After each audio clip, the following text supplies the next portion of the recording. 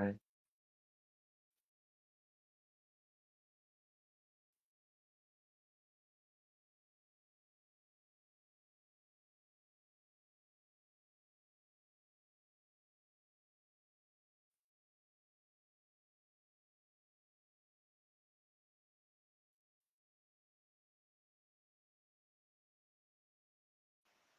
Aê! E aí, agora deu.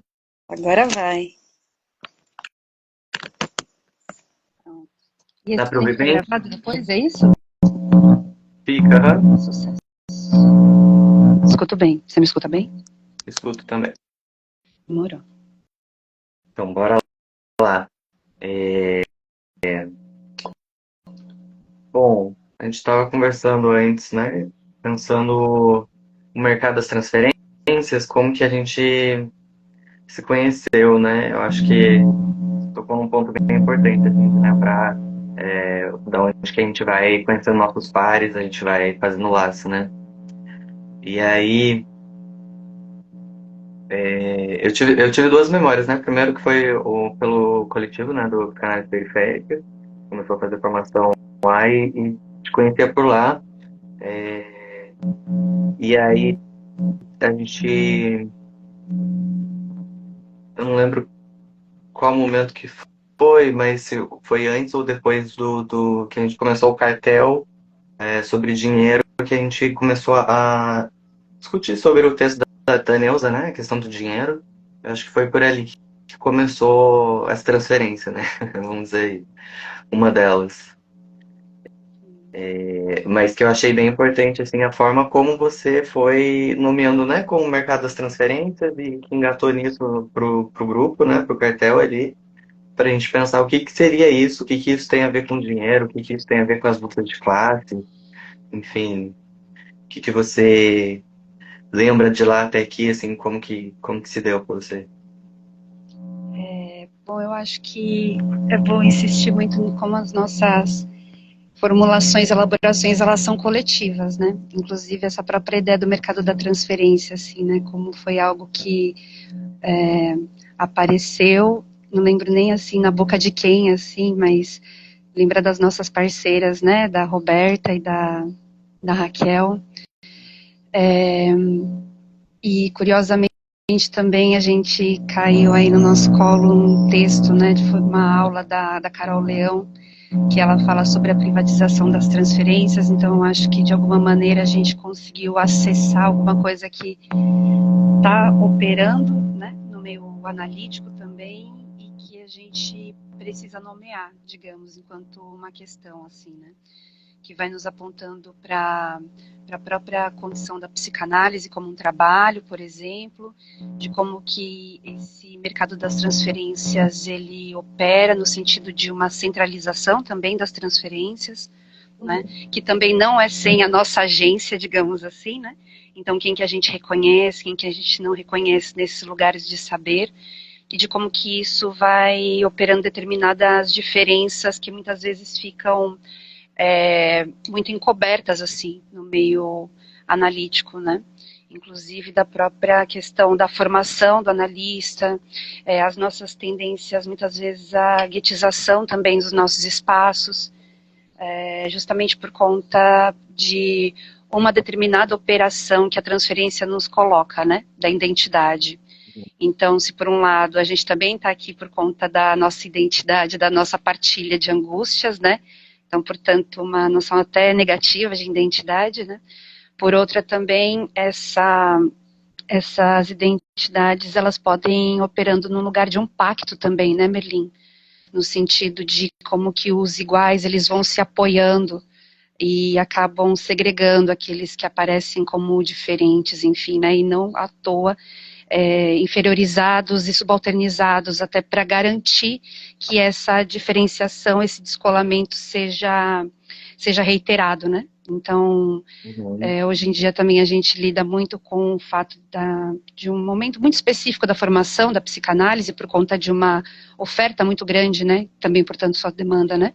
De formação, não só de atendimento mesmo terapêutico, acho que isso condiz muito com o nosso momento de crise, assim, né, inclusive que se manifesta como crise psíquica, né, e, por outro lado, também uma demanda de formação, e, portanto, uma oferta muito grande de cursos de psicanálise, digamos, né, em que tem se discutido muito como que as pessoas que têm acesso a espaços que não são de formação tradicional, por exemplo, estariam operando numa lógica meio charlatã, né? Então, de como que, eventualmente, esse discurso, por um lado, ele precisa ser colocado, né, na ordem do dia, no sentido de o que a gente está chamando, então, de formação em psicanálise, se isso efetivamente forma um analista, eu acho que esse é um grande ponto, mas agora a gente tem essa outra questão de como que, quando você sai muito dos lugares muito demarcados, assim, né, socialmente, quando você, de alguma maneira, produz um desvio, né, dentro desses espaços, é muito fácil você cair, você ser capturado por essa mesma lógica que eu estava dizendo das diferenciações e como que isso garante determinadas ocupações em espaços privilegiados, digamos assim, né? Então, como é muito fácil você associar um processo ao outro, né? Inclusive, a gente tem escutado, a gente tem falado bastante, né, inclusive por meio da coletiva, sobre esse processo de formação e de trabalho em psicanálise, aparece muito o problema da democratização, né? E a democratização muitas vezes colocada, por um lado, como um objetivo, uma meta da psicanálise, digamos assim, tanto no sua disposição de se colocar, né, enquanto um tratamento, né, no limite é isso, assim, né, para sofrimento psíquico, ao mesmo tempo em que a democratização também passa necessariamente por um debate sobre a formação do analista e sobre o acesso hoje à formação de pessoas de grupos sociais subalternizados, dissidências sexuais, pessoas de grupos raciais que não sejam da branquitude, que é o que predomina tradicionalmente dentro da psicanálise, inclusive por conta da sua origem europeia, né? Então, é bom se a gente lembrar os primeiros analistas no Brasil, os primeiros psicanalistas, vários deles tiveram acesso, né? Direto, inclusive, à Europa, né? Então, o perfil mudou muito nesses tempos, né? Sim. E que ressoou tanto também no apagamento, né, que se deu de analistas negros, né? É, principalmente nesse início, mas não só, né? Porque quando a gente também fala sobre classe, né, luta de classes, a classe trabalhadora, eu questiono, né, mas que classe que é essa que a gente está ouvindo, né?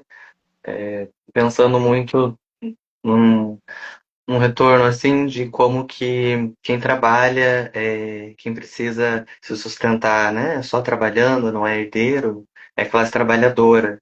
Mas parece que é tudo colocar uma coisa só, né? Como se fosse uma forma homogênea, né? De classe. E a gente vê que não é bem por aí, né? Não é bem assim que funciona, né? Essa classe, ela tem raça, ela tem gênero, ela de alguma forma tem um lugar específico ali de que não são todos que estão nessa leva, né? Uma forma assim de pensar, tá, mas e os herdeiros que trabalham dentro ali, mas que consideram a luta de classes, eles são também classe trabalhadora, né? Uma classe média alta, enfim, né? Eu acho que tem várias coisas assim que falta um tanto discutir, né? Eu vejo assim, não só desde a da própria história assim da psicanálise, né? Pensando tem o livro, né, a História Popular da Psicanálise, as Clínicas Públicas de Freud, que falam muito desse início, né, de ser, desde sempre, a psicanálise pensada em torno das lutas de classe, mas que luta que é essa, né, que, que classe que é essa que era identificada ali, e se não homens brancos, cisgêneros, burgueses, europeus, mas que isso foi levando para um outro caminho, né? Para a gente pensar como que chegou até o Brasil agora e como que agora, de uns 10 anos para cá, tantos coletivos começaram a se formar, né? Pensando, né, as clínicas públicas principalmente, mas também hoje se fala da formação pública, né?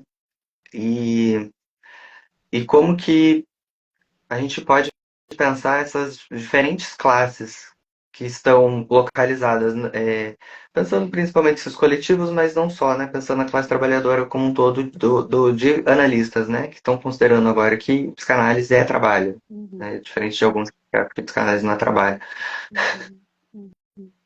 Nossa, eu acho que tem muitas questões aí, né? Eu acho que primeiro a gente precisaria definir o que é classe e o que é trabalho.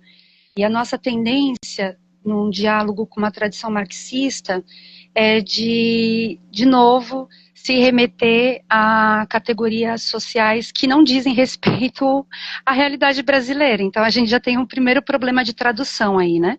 Então, o que é classe trabalhadora nos moldes marxistas do século XIX simplesmente não serve mais para a realidade brasileira, se é que um dia ela serviu. Se um dia ela serviu justamente por uma tentativa de organização trabalhista, né? Desde questão de leis trabalhistas, desde questão de organização daqueles que eram considerados efetivamente trabalhadores, por exemplo, no momento de industrialização do Brasil, né? Então, os operários, enfim, todas as reivindicações que eram feitas por meio de sindicatos por disputa salarial, basicamente isso, disputa por dinheiros e disputa salarial, né? Então ali fazia muito sentido se organizar enquanto classe. Só que o operariado brasileiro, apesar de ter sido muito relevante na década de 70, por exemplo, que é seu auge, ele ainda era uma parte muito particular da nossa realidade brasileira, né? E eu acho que quem chama muito bem atenção para isso é a nossa saudosa Lélia Gonzalez, que ela vai falar sobre o exército industrial de reserva. São justamente aqueles, e ela vai falar para um além, né? Então ela vai entrar em toda uma tradição que vai falar sobre a marginalização, por exemplo, né?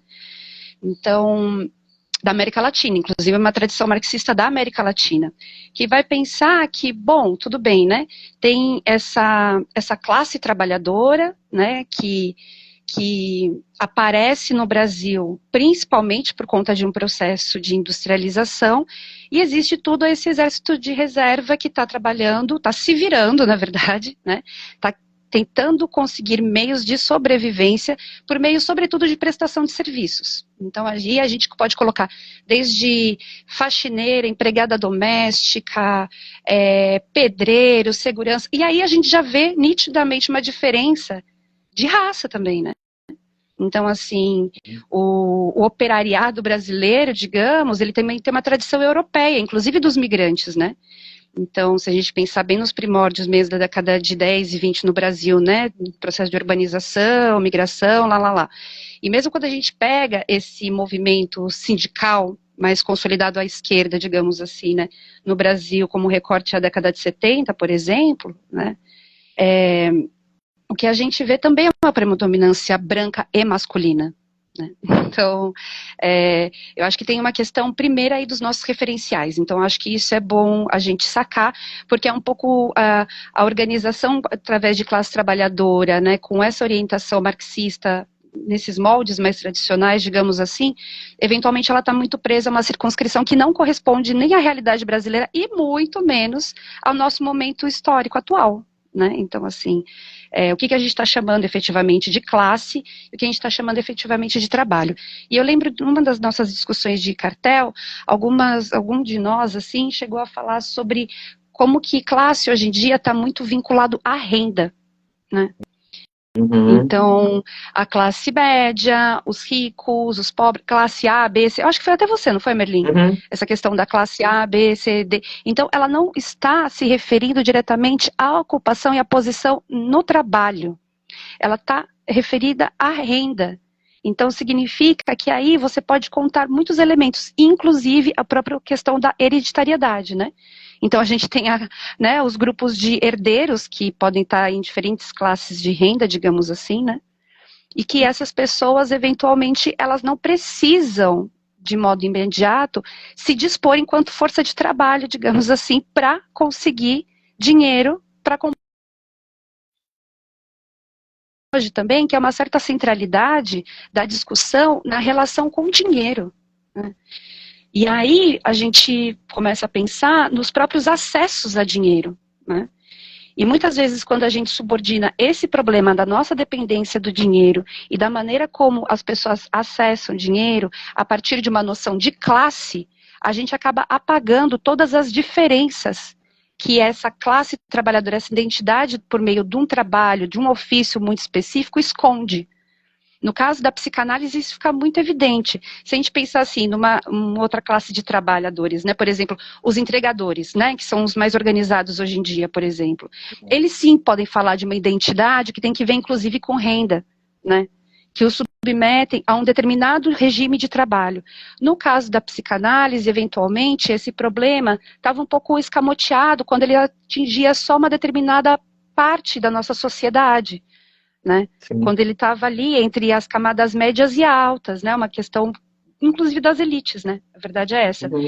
E tudo isso que a gente está falando, eu acho que parte de um problema do nosso contexto atual, né? De que, bom, pessoas de outras classes sociais, sobretudo periféricas, pessoas que, inclusive, são as primeiras das suas famílias, eventualmente, a acessar a universidade, né? Então, isso é um contexto bem, bem recente, assim, né? Bom, se é que a gente pode chamar 20 anos recente, né? Mas, enfim, Uhum. desse momento em que a gente consegue, né? Que pessoas de determinados grupos sociais comecem a acessar, enfim, universidade, blá, blá, blá, e comecem esse processo de eventual formação do analista, digamos, né? Uhum. Então, esse momento de inédito, né, da própria formação, dos espaços de formação do analista, faz com que a gente precise questionar a todo momento quais são as diferenças que isso efetivamente implica, né?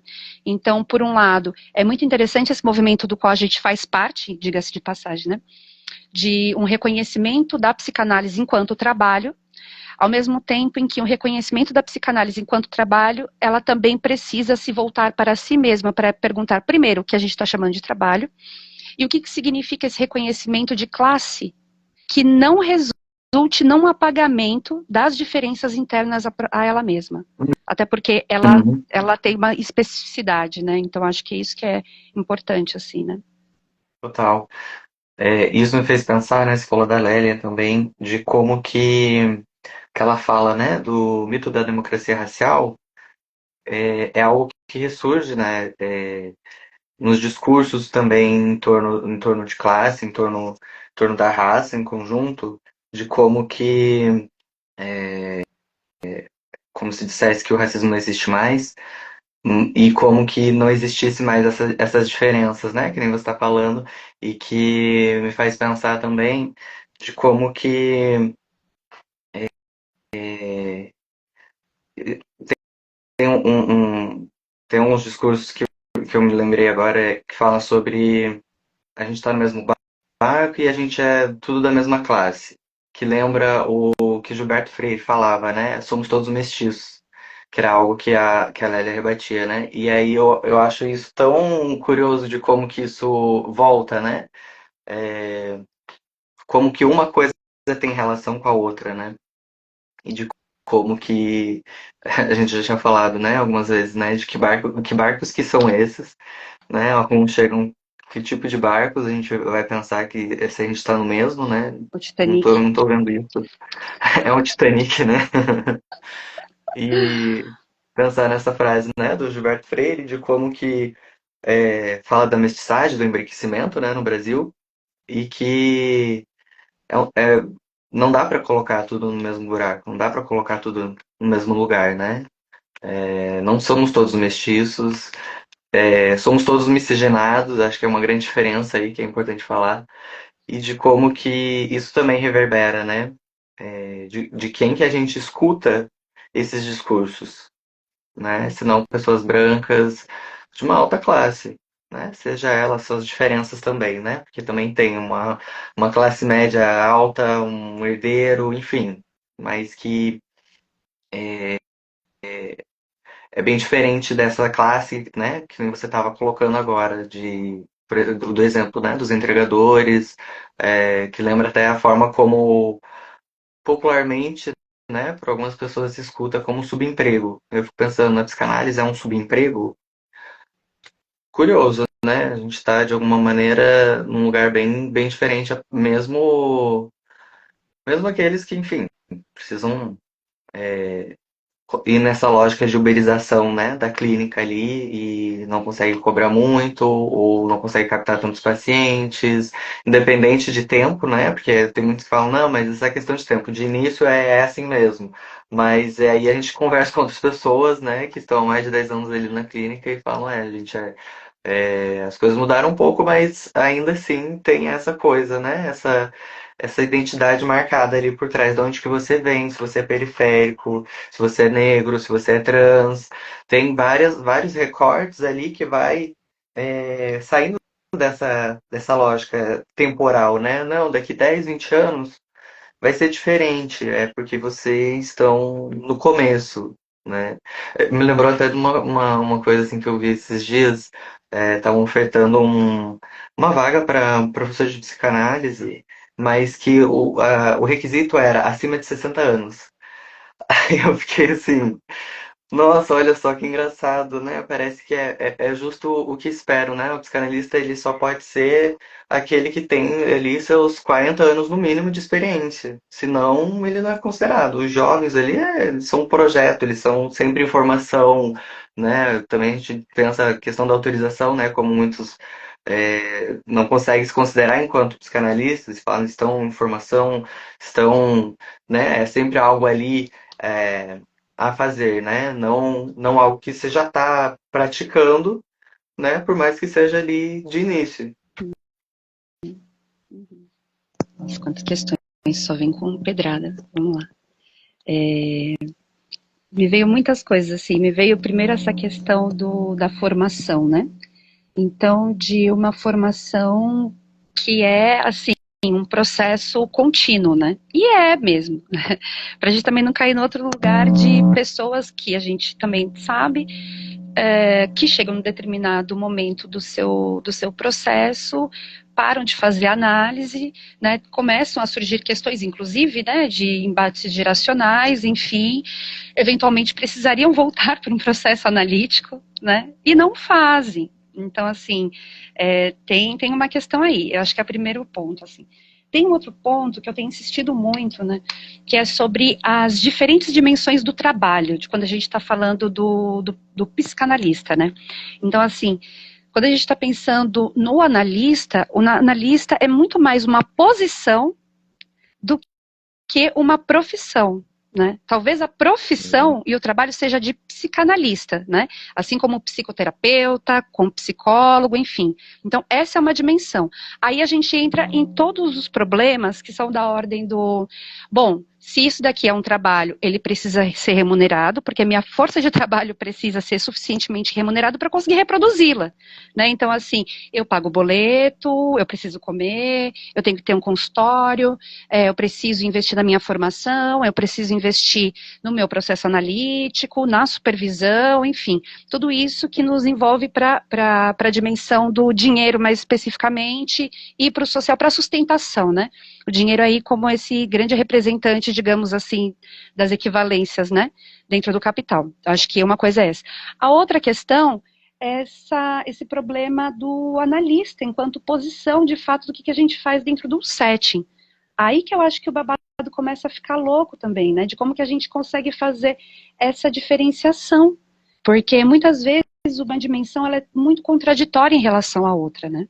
Então, assim, como que a gente consegue sustentar de fato que alguma coisa no sentido analítico efetivamente aconteça, sabendo de todos esses atravessamentos da psicanálise em si como trabalho. Aí a gente também entra num outro problema que é o analista, eventualmente a pessoa que se coloca como alguém que se oferece no limite, né?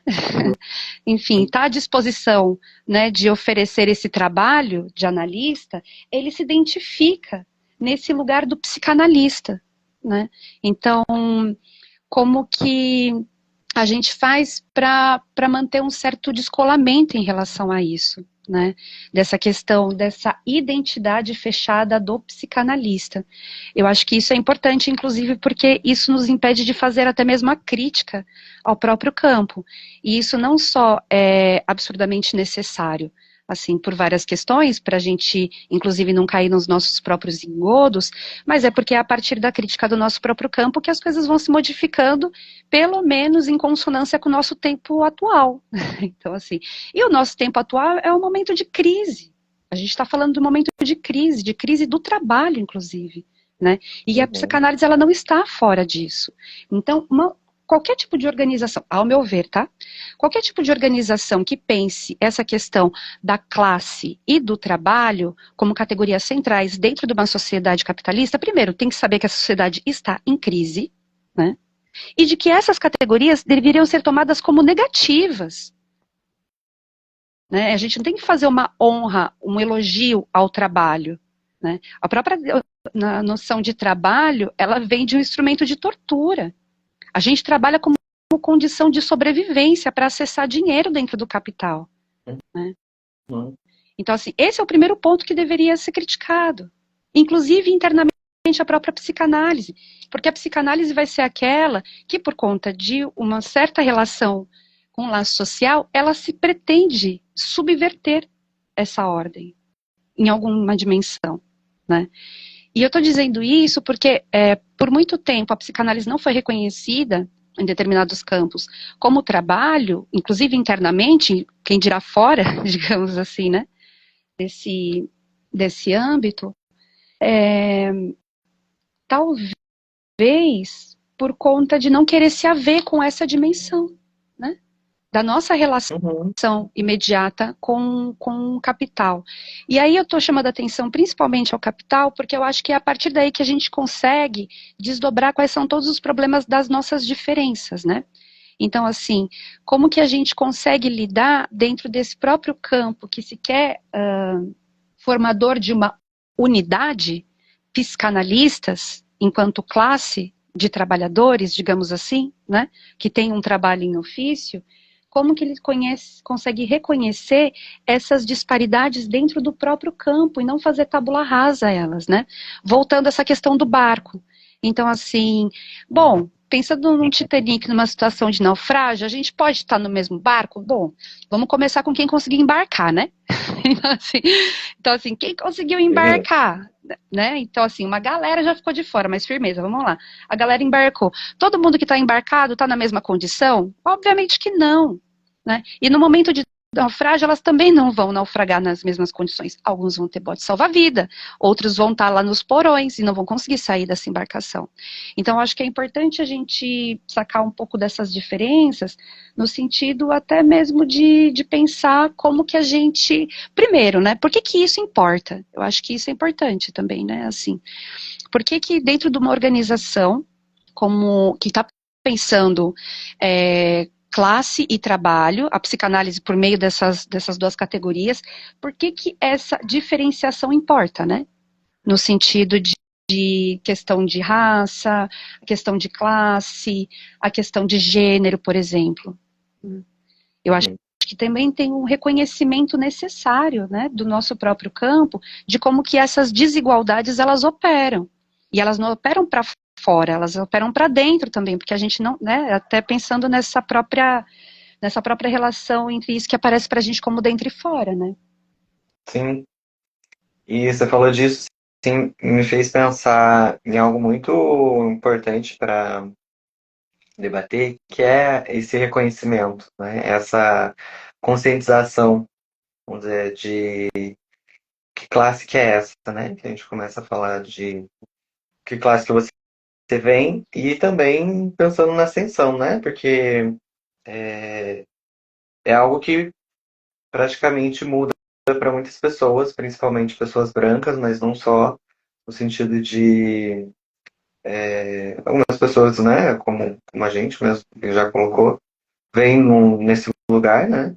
Porém consegue ascender, e aí a gente precisa também reconhecer como que a gente conseguiu, né? Pensando nas diferenças, né? Algo que eu já comentei com você outras vezes também, de reparar assim de algumas outras pessoas, de que provavelmente assim que eu vejo que vem de uma outra origem que a minha e tem o mesmo tempo de formação, praticamente, né?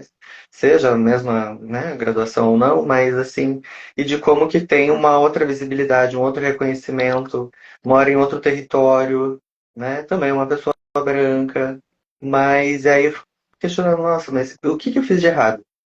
Qual foi a diferença? O que que eu deixei de fazer? Porque em nenhum momento eu deixei de é, fazer minha formação, apesar dos pesares, em trancos barrancos, né? Às vezes tendo que abdicar de alguma coisa, porque é isso, né? O tripé é sempre manco, né? Alguma coisa vai faltar. É, mas de como que a gente precisa escolher entre uma coisa e outra, né? Para mim é uma coisa que sempre reverberou assim na minha vida, de não só ele pensando na formação, né? Ou você faz análise, você faz supervisão, ou você faz a formação, os três ao mesmo tempo é um ideal assim, mas que às vezes rola, dependendo de como, que tipo de formação, onde que você, né, tá buscando isso também, mas também na própria vida, assim, né? Pensando no aspecto, né, pessoal mesmo, de, putz, agora eu não vou poder escolher sair, preciso fazer outra coisa, né? Não tem como fazer as duas coisas que envolvem muita grana, muito custo. Então, eu vejo de como essas diferenças ali já estão marcadas, né? E aí eu penso como ter consciência disso, né? Que envolve a classe, que envolve raça, que envolve gênero, né? De que pessoas brancas, principalmente homens, cis, vão ter mais privilégio, né? Vão conseguir acessar outros lugares, mas que não só também, né? Muitas mulheres cis brancas também vão alcançar um certo lugar privilegiado aí, né? Que vai ter essa outra diferença aí de como homens de alguma forma são mais reconhecidos, etc., mas que as mulheres brancas vêm depois, né? A gente pode pensar, inclusive, na própria história do feminismo, né? Então, neles enquanto plural, mas de como que começou, né? Para mim é uma base fundamental, assim, para pensar lutas, enfim, e que começou por mulheres brancas, de alguma forma, mas que depois que, né, perceberam que a luta delas também entrava em conjunto com a luta de mulheres negras, que elas reivindicavam, né, o lugar delas na sociedade, que elas não queriam ser donas de casa e ficava só cuidando da casa do marido, dos filhos, queriam sair para trabalhar, enquanto as mulheres negras já estavam trabalhando, né? As lutas são diferentes. Uhum. Então,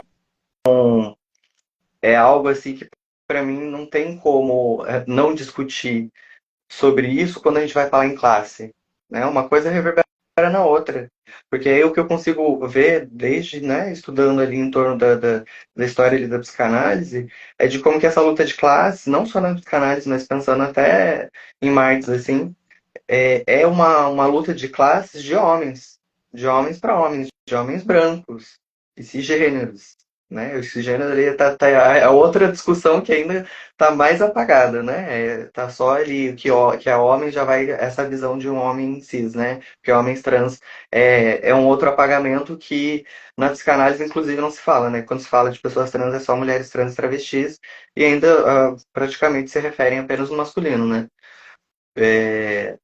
Então, assim, quando você fala, né, a gente precisa reconhecer essa crise, eu acho isso muito importante, porque algo que eu escuto mas a psicanálise está em movimento. Mas a psicanálise, né, será que ela está em crise? Será que a formação está em crise? E aí eu fico assim, nossa, que interessante, porque de alguma forma, se a gente está conseguindo debater aqui, a gente está conseguindo avançar de alguma forma sobre algumas coisas que não são colocadas, pode estar em movimento por parte. Porque se a gente está, de alguma forma, discutindo esses problemas, é porque existe algo ali de uma crise né, de todas essas questões.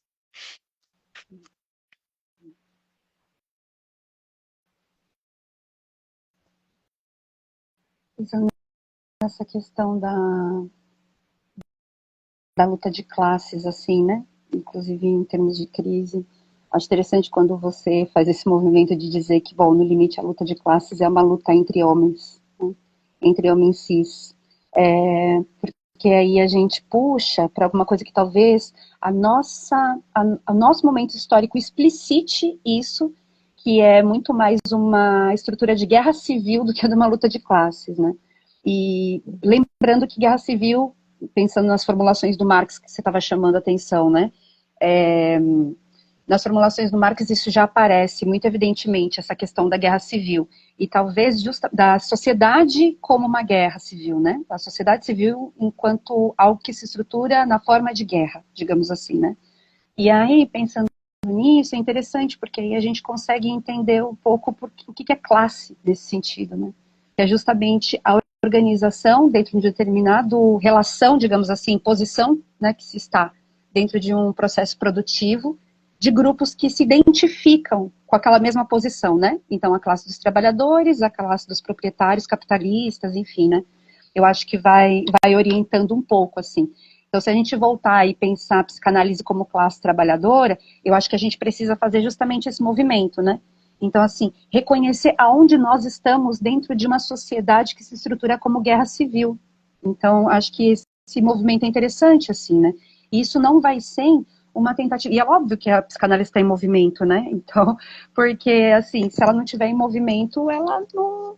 Assim, até se ela tentasse não se movimentar, ela estaria fazendo um movimento conservador, que é o que a gente consegue observar em vários sentidos, assim, também, né? Porque até para você ser conservador, você precisa se movimentar, né?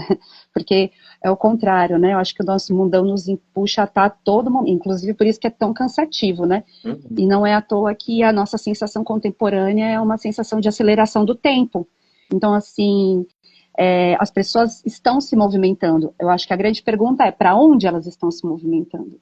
E eu acho que a tentativa que a gente tem de organização, de se reconhecer, né, de colocar esses problemas assim sobre a nossa posição dentro do mundo atual é importante no sentido não só de compartilhar angústias, né, porque eu acho que esse é o primeiro ponto, assim, né, de como que a gente se reconheceu também, né, Merlin? Eu acho que, né, como que a gente está fazendo coletiva, né, como que a gente fez cartel, enfim, né, foi um pouco por um certo reconhecimento um partilhar, digamos assim, das nossas angústias. Mas eu acho que, assim, para além desse campo, eu acho que tem um movimento que é olhar, bom, e aí, né, diante desse cenário, o que a gente consegue fazer, assim? Então, como que a gente consegue se articular, né? Sabendo que a gente está numa sociedade em colapso, né? Sabendo, por exemplo, que cada vez é mais difícil se sustentar financeiramente, por exemplo, de que a gente vive numa sociedade de hiperendividamento, né? E que isso chega às nossas clínicas assim, ó, blá, blá, blá, blá, principalmente pessoas que vêm de classes sociais subalternizadas, ou que lida com grupos dissidentes, ou que lida com população não majoritariamente branca, por exemplo, né? O que a gente começa a ver é a dificuldade que justamente esses setores têm cada vez mais de acessar dinheiro e, portanto, de conseguir conduzir e ter modos de sobrevivência, né? E como que isso vai aparecer na nossa clínica, primeiro do lado deles também, assim, né, dos analisantes, no sentido de serem tão tomados por uma exigência de sobrevivência, que aquilo ali fica num tamanho de uma angústia, de alguma coisa que a gente sabe também que não vai ser respondido e vai ser resolvido de um dia para a noite. Então, assim, isso chega na nossa clínica e a nossa tendência é receber cada vez mais esse tipo de queixa, por exemplo, né? Esse é um dos campos. Agora, o outro ponto é sobre nós mesmos, né? Enquanto alguém que eventualmente ocupa essa posição do analista.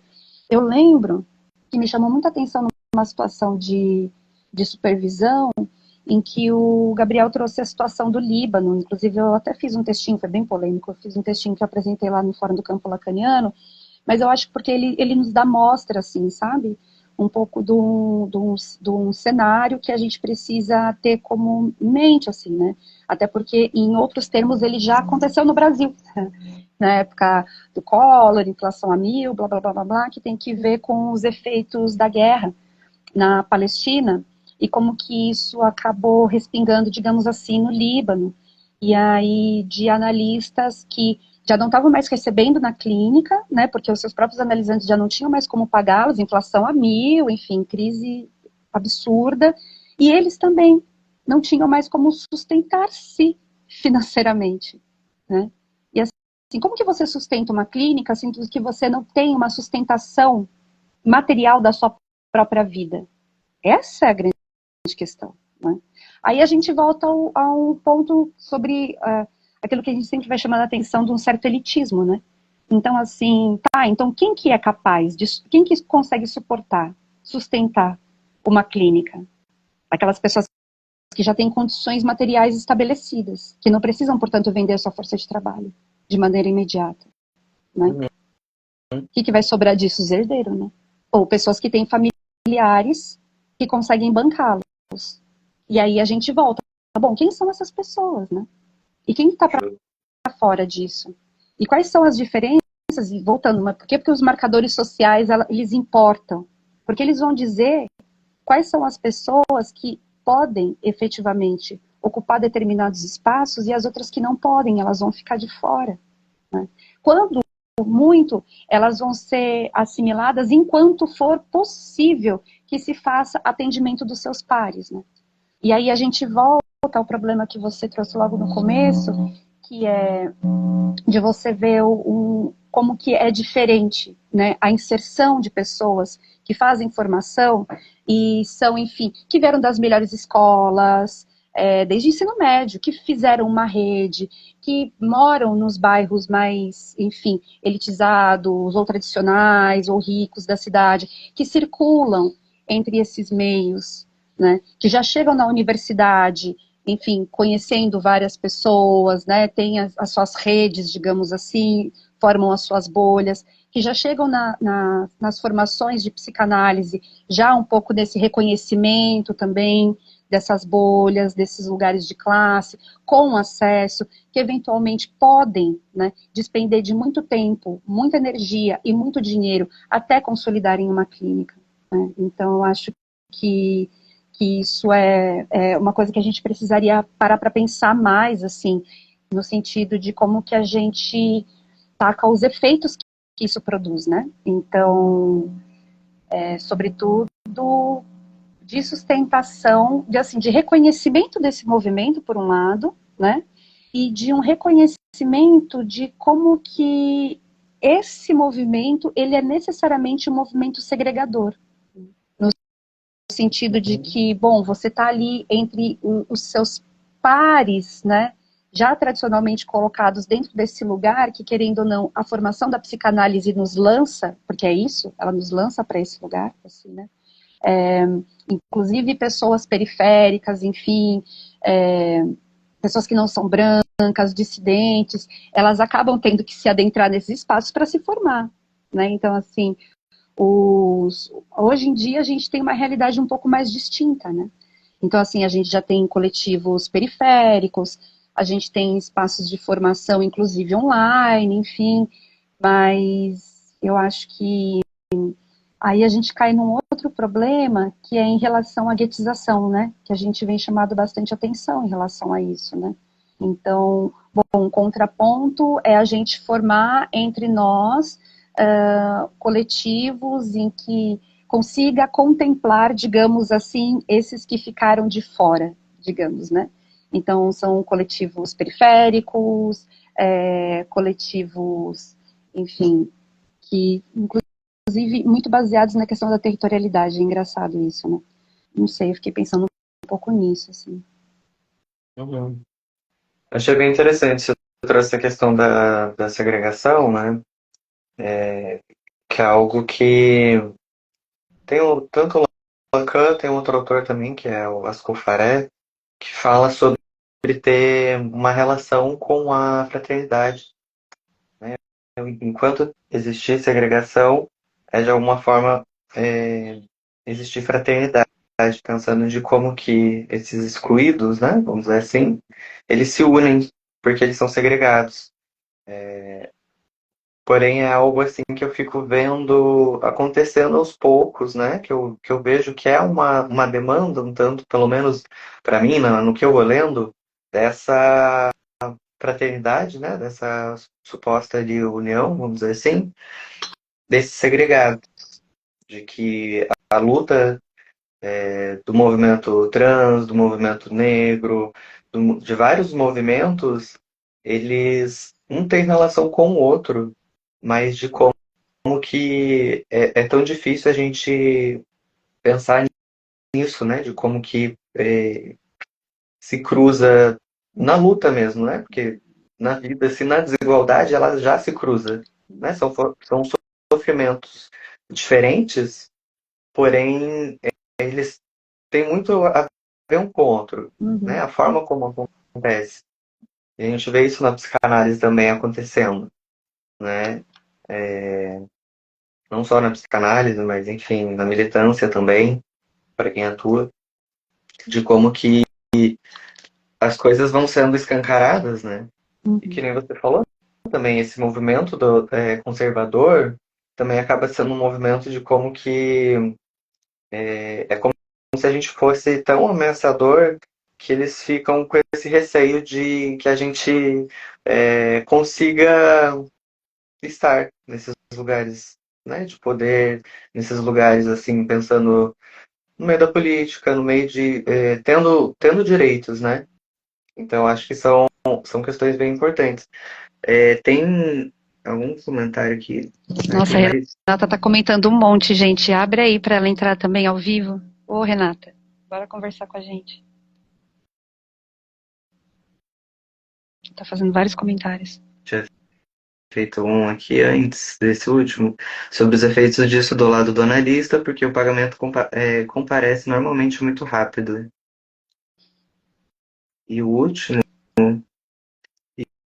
e como as identificações acontecem quando eles falam a mesma língua, vieram dos mesmos bairros, escola e frequentam o mesmo restaurante cujos. Total. Mas eu acho que tem um ponto que você trouxe, Merlin, que interessa muito para a conversa, que é sobre a questão da fraternidade. Vamos lembrar que a fraternidade é um dos valores da Revolução Burguesa na França, né? E aí, a política também se organiza por meio da fraternidade, né? Então, assim, e eu acho que a Cida Bento manda muito bem quando ela fala sobre a questão do pacto narcísico, que ela fala da branquitude, mas a gente poderia falar sobre vários outros pactos narcísicos, inclusive da masculinidade, enfim, pacto narcísico dos ricos, dos capitalistas proprietários e blá, Prosperidade, blá, blá, blá, blá. É, isso.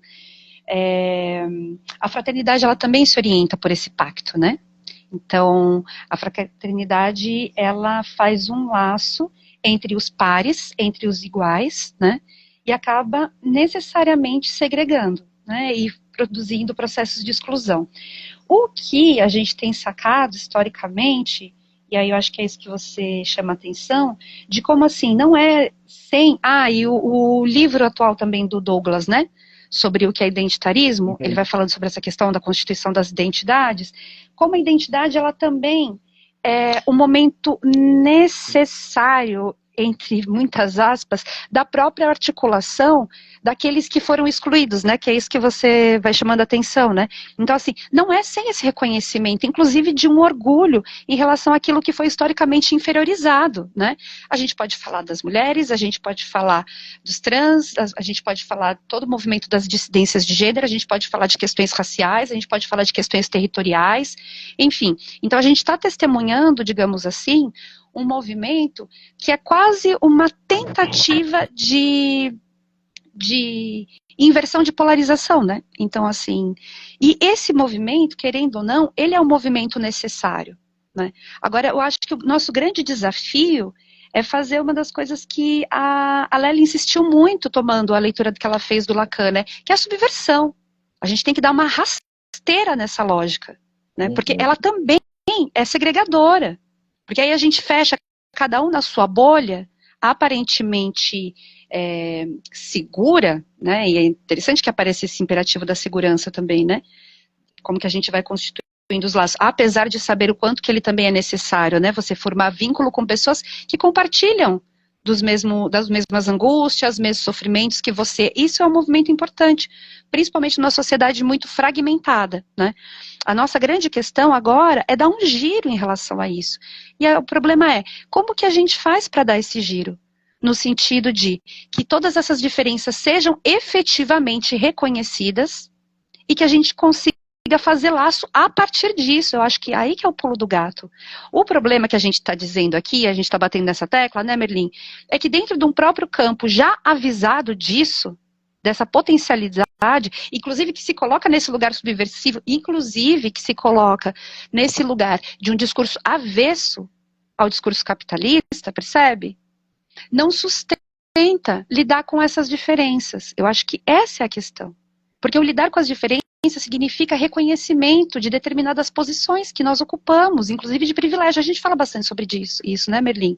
Então, assim, mesmo sendo pessoas periféricas, não somos pessoas brancas, nós tivemos acesso à educação, né, formal, nós entramos na universidade, aos trancos e barrancos a gente consegue sustentar o tempo para estudar, né, aos trancos e barrancos a gente consegue minimamente pagar as nossas contas, enfim, consegue sustentar uma clínica, né? Então, assim, isso já nos coloca em uma outra posição, digamos assim, né? O problema é o reconhecimento dessas diferenças para a gente ir além disso, percebe? Tipo assim, além do eu, você, Renata, Roberta, Raquel, assim, sabe? De como que a gente faz efetivamente coletivo. E como que a gente faz coletivo a partir das nossas diferenças? Eu acho que esse é o grande desafio. E é bom a gente ter chegado nesse ponto, nessa hora, assim, da conversa, porque eu acho que é e a gente se colocar nesse lugar de quem está querendo e pensando como que a gente faz tudo isso, esse movimento de maneira efetivamente coletiva, assim, né? Não se colocar nesse lugar do Messias, né? Tipo, não, tem aqui, calma aí que eu tenho a solução que vai sair aqui da cartola, né? De se colocar novamente num lugar muito desgraçado de vanguarda, né? Então, assim, eu tenho a resposta para todos os seus problemas, mestre, me diga. Aí vem aquelas mensagens totalmente decifradas, numa teoria cabulosa que você não entende absolutamente nada. Fala assim, então tá vendo? É você que não entendeu, né? Você que não acessa o código. Tem uma coisa meio cifrada ali, meio criptografada que você não está acessando. Quem sabe se um dia você souber falar francês, alemão e blá, blá, blá, blá, blá, você também não chega a esse ponto de sapiência. Porque a gente também se coloca nesse lugar, né, de que ali tem um determinado saber que a gente não está acessando. E no limite, sabe aqueles quadrinhos de meme que aparece os personagens da Turma da Mônica e fala assim, tá tudo em controle, tá tudo sob controle, tá todo mundo correndo, né? Porque, assim, as pessoas que também se colocam nessa posição de supostas vanguardas, elas também têm que se reconhecer como alguém que também não está sabendo muito bem o que está fazendo, né? Então, assim, para a gente ser muito honesto nesse lugar, assim, né, Merlin? De, tipo assim, estamos socialmente, né, precisando se articular para falar, gente, e aí? Num momento desses, o que a gente vai fazer? Né? Tem um comentário aqui da Nanda que ela fala: a única resposta que eu vejo é coletiva. Total, é nós. Uma coisa que eu fiquei pensando também é de como que a gente, caminhando aqui pro final aqui, que já vai dar um tempo, de como que a gente pode também utilizar da psicanálise, né? De algumas coisas que são úteis como ferramenta mesmo, né? Como uma ferramenta política, talvez, né? Acho que é uma questão, assim, que eu insisto que eu acho que tem alguma coisa que a gente pode fazer. E aí você falou do giro, né? A gente precisa fazer um giro. Me lembrou os discursos, né? Em que se faz um giro, né? Para não ficar no mesmo lugar ali.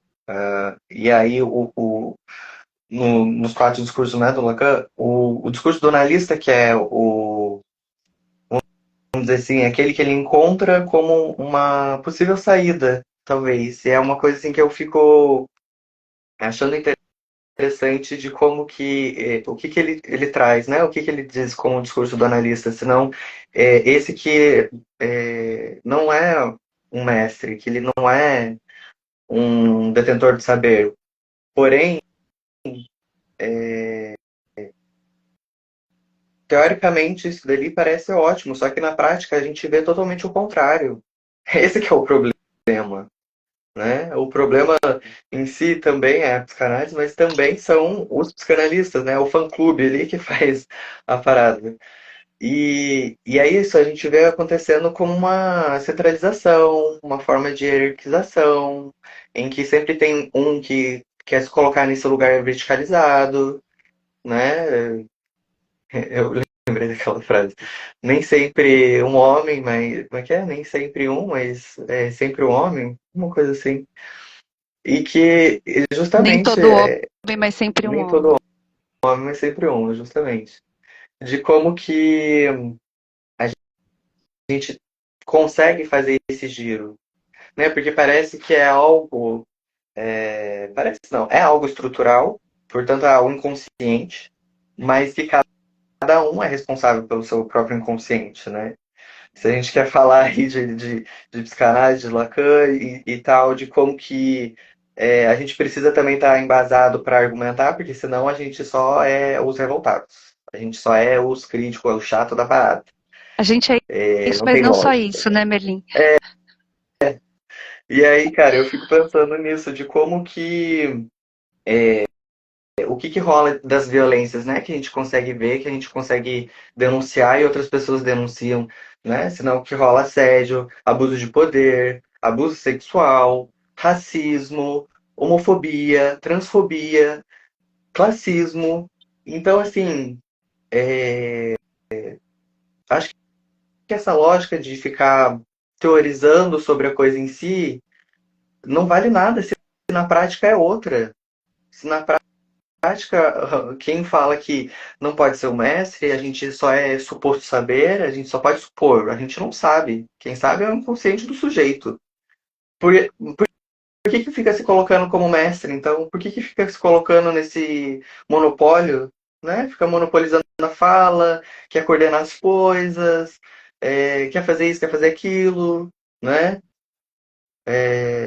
E curiosamente já vi também isso inverter, não ser sempre um homem, de ver uma mulher, mas que essa mulher era branca, cis, né? Estando nesse lugar, sendo racista, colocando de alguma forma desigual como que cada membro ali iria receber o pagamento das formações, do coletivo em si, e que aí eu fico em torno disso, né? Como é que a gente faz esse giro, então, nesse discurso? Se é que é para fazer, né? É o discurso do analista ali, a visão de que a gente não sabe. Quem sabe é o sujeito inconsciente. É ele que vai conseguir chegar em algum lugar, não sem um analista, mas no sentido de produzir, né, esse inconsciente. Que esse inconsciente não está lá escondido, que nem a ideia do inconsciente freudiano, né?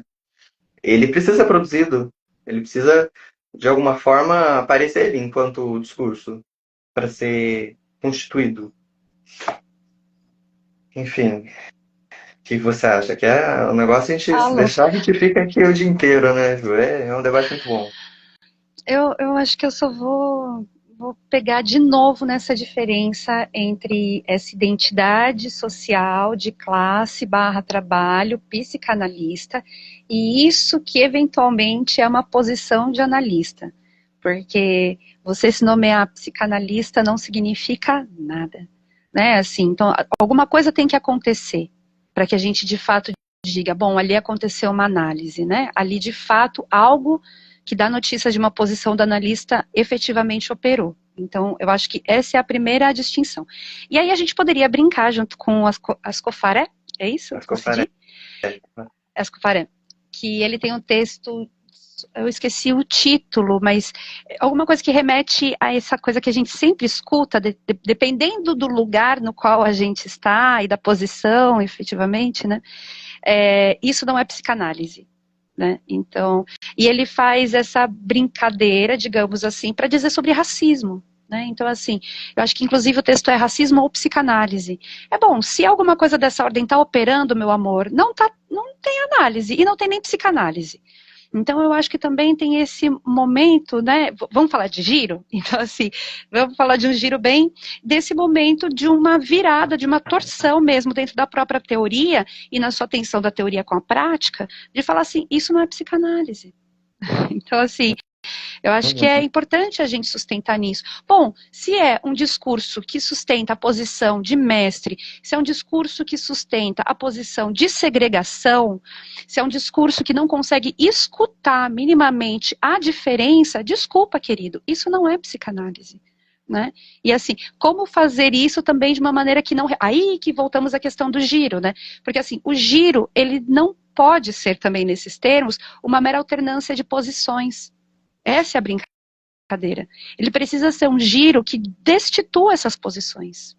Então, também, de novo, como que a gente faz esse movimento, né, de fazer essa brincadeira, de devolver o problema, né, dizendo, isso não é psicanálise, né, racismo ou psicanálise, por exemplo, para voltar ao CID, né, sem também não cair no engodo de eventualmente também querer ocupar um lugar de mestre, né. Eu acho que esse também é um grande desafio, né. Então, como que a gente sustenta a atenção? E aí, para encerrar a minha fala, eu acho que o primeiro movimento, antes até mesmo do salto, digamos, é uma sustentação das contradições, né, Merlin? Então, uma contradição que atravessa todos nós, né, e uma contradição que atravessa o nosso campo e as nossas próprias condições, assim, dentro desse mundão, né?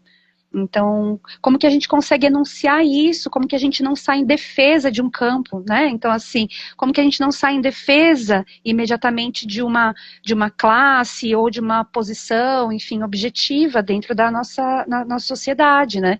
Quando a gente tensiona, por exemplo, essas questões de um elitismo na psicanálise, a primeira coisa que aparece é fulane vindo assim, não, porque eu também vim, né, de uma condição desfavorável, blá, blá, blá, blá. Bom, mas, assim, né, eu acessei boas escolas, tipo assim, a minha família era letrada, né, então, como que, inclusive para manter esse mito, olha só, para você manter o mito da meritocracia, para você se auto-justificar, e é curioso, né, porque você não está escutando o problema social que a gente está tentando chamar atenção, mas você está tentando se defender em relação a ele, né, e para você fazer uma defesa estrita nesse sentido, eventualmente você tem que apagar muitas das suas próprias contradições, né.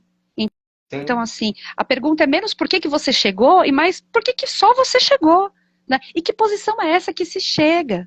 Isso também é interessante, assim, né? Então, de novo, como que a gente faz, né? Para, por um lado, não fazer uma moralização das pessoas, e aí a gente volta na Neuza, né? Na Neuza maravilhosa, e deixa, eu quero sim, eu quero ter boas condições de vida, sim, né? Eu quero acessar dinheiro, sim, eu quero. Né? E isso é absurdamente legítimo, mas como que isso aparece interditado do lado avessa, né? Como se a gente estivesse colocando, principalmente as pessoas que vêm de camadas sociais mais baixas, né? De como que a moralização fica do lado dessas pessoas, né? Nossa, Sim, a gente tá não vendo? pode Olha lá. querer dinheiro. Não pode querer, não pode. Não pode querer dinheiro, não pode querer ascender socialmente. Não pode. Porque isso aparece finalidade em si mesma. Só que, por outro lado, a gente também tem que tomar cuidado com isso. Percebe o movimento que a gente tem que fazer? Porque a gente também tem que tomar cuidado com isso. Porque isso também não pode estar à frente, isso tem que ser meio. Né? Até porque, senão, a gente mesmo vai entupindo o nosso ouvido, a gente não consegue escutar mais absolutamente nada. Né? Sim, é por isso que quando eu falo, né, sobre essa responsabilidade, ela é para todo mundo, né? A gente precisa se responsabilizar pelo nosso próprio inconsciente, porque, não, mas é que isso é inconsciente, isso é estrutural, que culpa tenho eu? Não é seu, querido, é nosso, É de todo nosso, mundo. exato, É exato. seu, é meu, é Exato. nosso. É nosso, o Que problema é é nosso. emblema. Tá, O problema é nosso, né? Porque exato. a gente está ali Uhum, inscrito aí nessa sociedade. exato. Bom, Ju, É é isso. isso. Agradeço aí pelo aceite do papo e quem sabe aí tem um segundo round. Demorou. Chama nós. Até mais, gente. Até mais, Merlin. E até a Valeu, galera. próxima. Até mais. Tchau, tchau.